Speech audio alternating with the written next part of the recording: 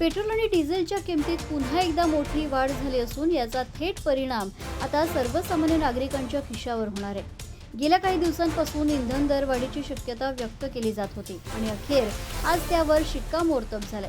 देशभरात पेट्रोल 3 रुपये 14 पैशांनी तर डिझेल 3 रुपये 11 पैशांनी महाग झालंय।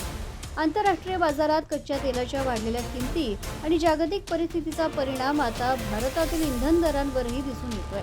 मात्र इंधन दरवाढीचा परिणाम केवळ वाहनधारकांपुरताच मर्यादित राहत नाही। ट्रान्सपोर्ट खर्च वाढल्यामुळे भाज्या, दूध, किराणा, रेशन, ऑनलाईन डिलिव्हरी आणि दैनंदिन वापराच्या अनेक वस्तूंच्या किमती वाढण्याची शक्यता आहे।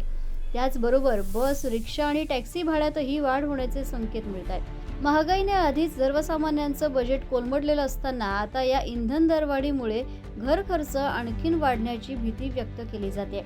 यावर सर्वसामान्य नागरिक आणि अर्थतज्ञ नेमकं काय म्हणालेत पाहूयात। देखो, इस पे जेब खर्च तो पड़ेगा ही और महंगाई भी बढ़ी है, तो इतना तो ज़्यादा बढ़े नहीं है जितनी एक्सेप्ट तो ज़्यादा की थी, लेकिन चलो गवर्नमेंट ने थोड़ा ध्यान रखा और फ़र्क तो पड़ेगा ही इस पे। 3 रुपये बढ़ गया है, जो तो डीजल है, मतलब डीजल का रेट बढ़ने से हर चीज़ के रेट बढ़ जाएगा, महंगाई, कमर्शियल ट्रांसपोर्ट, ट्रक, एवरीथिंग। तो है तो चलो वॉर लगा है उसके कारण बढ़ा है, पर मतलब ये है कि हमें भी इफेक्ट पड़ ही रहा है, हमारी जेब भी कितनी बढ़ेगी, आना जाना ट्रैवल सब चीज़ें महंगी हो जाएगी। ये अच्छी बात नहीं है। जंग मेरे ख्याल से जल्द से जल्द खत्म होना चाहिए। मतलब जंग इतनी देर से देख रहे थे, उसका इफेक्ट आज हम लोगों पे आ गया। आज हमें पता लग रहा है, इतनी देर हम लोग सिर्फ रीलों में देख रहे थे, जंग चल रहा है, जंग चल रहा है, जंग से ये हो रहा है, वो हो रहा है। आज हमें भी इफेक्ट पड़ गया जंग। बहुत फर्क पड़ा है सर, सस्ता होना चाहिए सर। हमारा लोग को उतना भाड़ा भी नहीं मिल रहा है, कस्टमर उतना भाड़ा भी नहीं दे रहा है, महंगाई बढ़ रहा है, सस्ता होना चाहिए सीएनजी पेट्रोल। बहुत असर पड़ रहा है सर, उतना मेरा कमाई नहीं बढ़ रहा है सर, कमाई और सस्ते हो रहा है, महंगाई बढ़ रहा है सर। वही बोलना चाहता है, पेट्रोल सीएनजी सस्ता होना चाहिए सर। सर 2 रुपये से बढ़ने से बहुत कुछ बढ़ेगा। कुछ लोग हैं 2 रुपये से 10 रुपये बढ़ाएंगे, अपने सामानों के ऊपर रेट बढ़ेगा, पब्लिक पे ही असर आएगा ना सर। सारा सभी चीज़ पे बढ़ गया ना सर। एलपीजी पे आ गया, सीएनजी पे आ गया, डीजल पे आ गया, तो ट्रांसपोर्ट कहाँ जाएगा सर? उन पे जो 2 रुपये इस पे बढ़ा तो 10 रुपये सब बढ़ाएंगे, 10 रुपये 15 रुपये। और भारत सरकार ने जो अभी प्राइस बढ़ाए हैं पेट्रोल के, पहले ही बहुत महंगाई है, अब ये पेट्रोल के दाम भी बढ़ गए हैं, तो कैसे होगा पता नहीं। हर चीज़ के रेट बढ़ेंगे, पेट्रोल के साथ साथ बाकियों की चीज़ों के भी रेट बढ़ेंगे, तो सरकार को थोड़ा मैनेज करना चाहिए।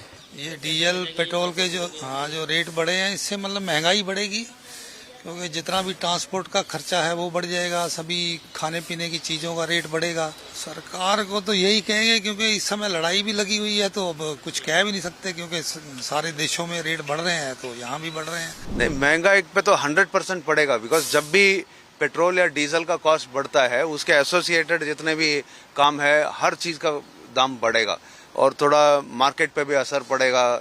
हर जगह पेट्रोल के कॉस्ट का काफ़ी असर रहता है पूरे इकोनॉमी में।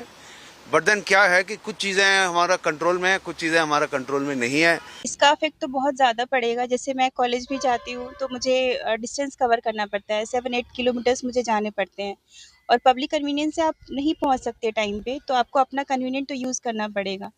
और मुझे लगता है कि अफेक्ट तो कर रहा है, काफ़ी ज़्यादा अफेक्ट मैं समझ सकती हूँ, जैसे हॉर्मुज में हो रहा है, ये चीज़ें अफेक्ट कर रही हैं, बट अब हम लोग जो लोअर क्लास और मिडिल लोअर क्लास है ना, काफ़ी ज़्यादा अफेक्टेड है इससे। आजपासून पेट्रोलचे आणि डिझेलचे, त्याचप्रमाणे सीएनजी आणि एलपीजीचे भाव वाढलेत, पण खरं तर एलपीजी गेली 3 महिने गायबच आहे।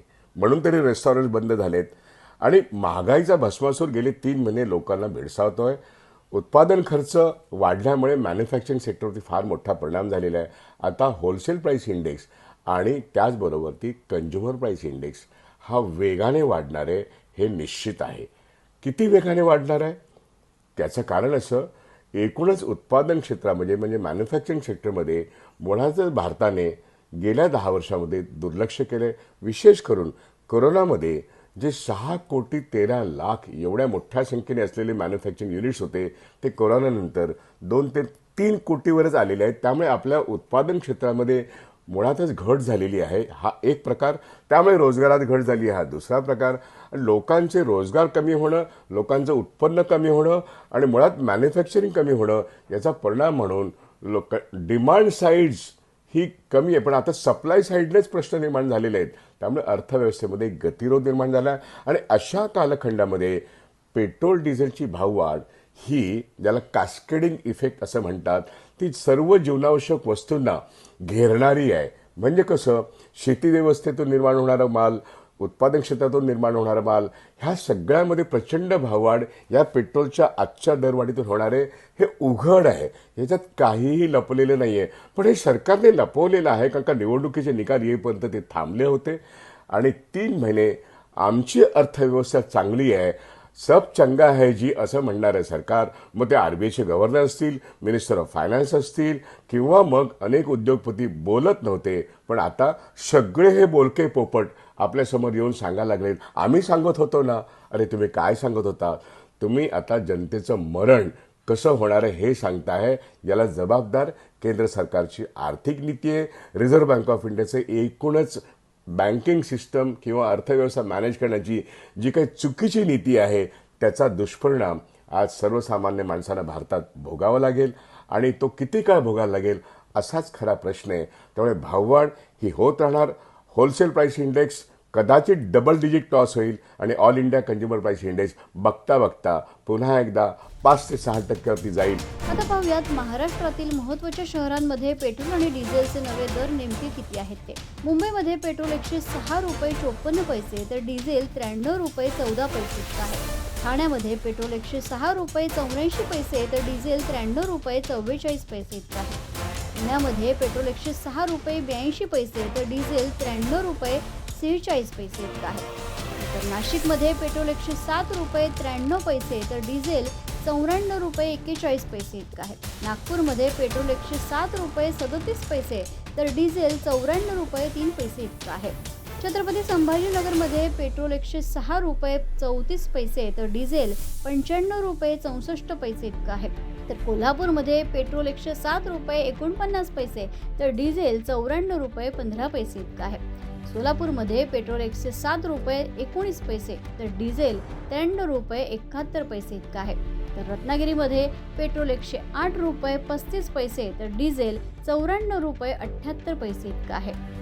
अमरावतीमध्ये पेट्रोल 108 रुपये 14 पैसे तर डिझेल 94 रुपये 78 पैसे इतकं आहे.